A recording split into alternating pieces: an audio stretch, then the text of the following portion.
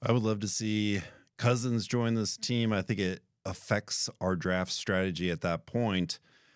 So, with that being said, Eric, Cousins comes in, Flacco potentially comes in. I don't know if you group both of those together where they're both going to change our draft strategy at the very top of the draft.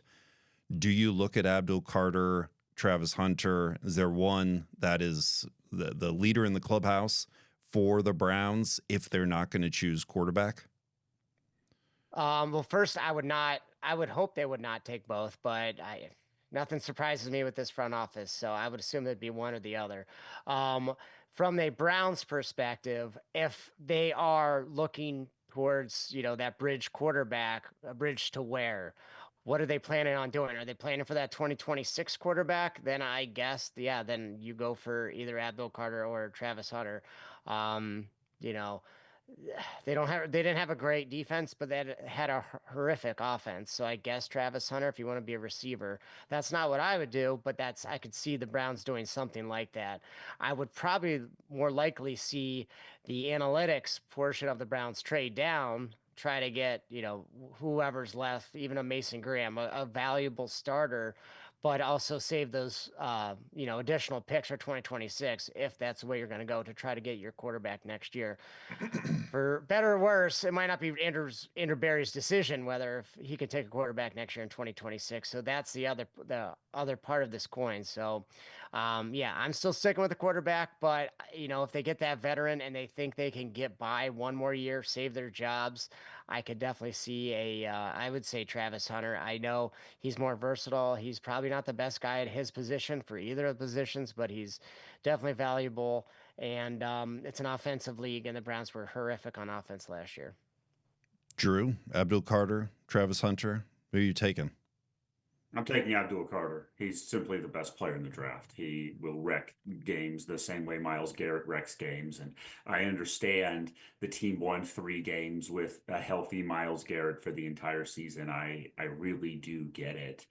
But what Andrew Berry said at the combine, I thought was telling when he said he sees Travis Hunter as a wide receiver.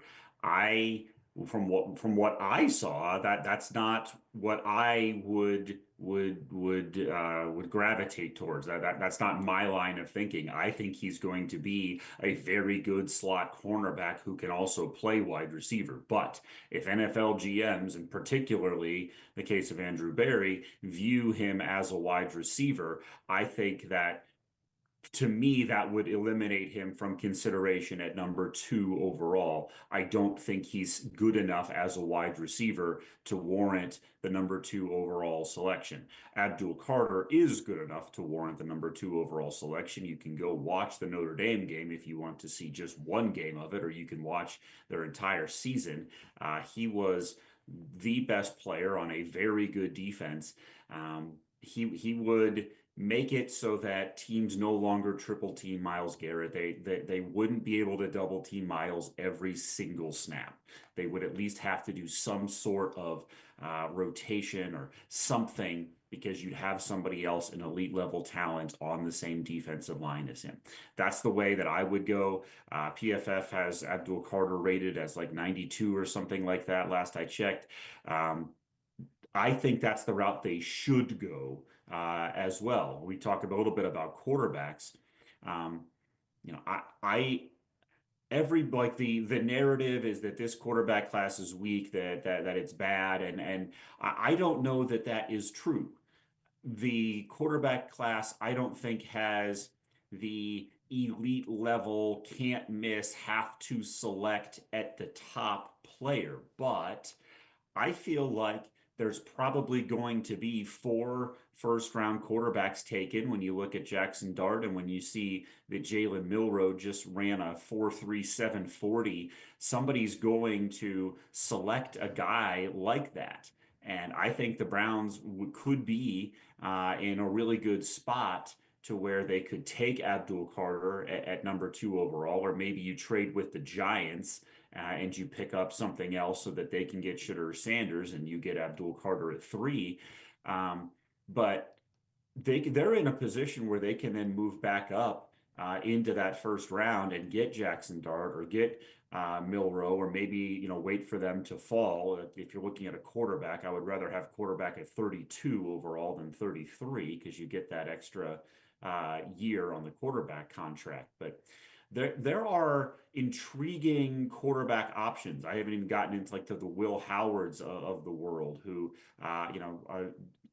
he is moving up from what you hear. I don't know if that's actually true. I think he was probably already rated as one of the top 5 quarterbacks, but there are some intriguing options available to this team if you start to look past those top 2 guys. I don't think either one of which warrants the number 1 or number 2 overall pick. The more that I've looked into it, so I'm very intrigued with the possibilities of Abdul Carter and Jaxson Dart, Abdul Carter and Milroe from Alabama. I think that could be a really intriguing team if you could land both, and I think it's very much in the realm of possibility to do just that. Some really good running backs that will be around in the second round as well.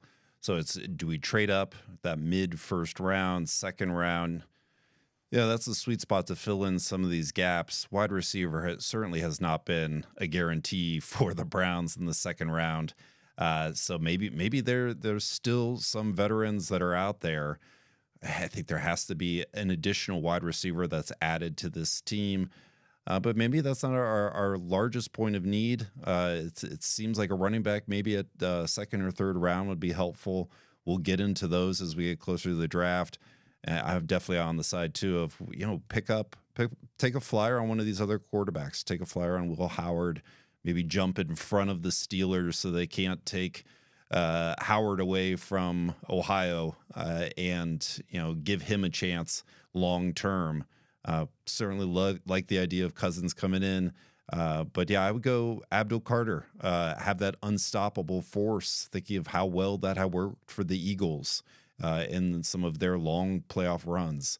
That defensive line, having Abdul Carter, having Myles Garrett, would certainly be an incredible force for the Browns.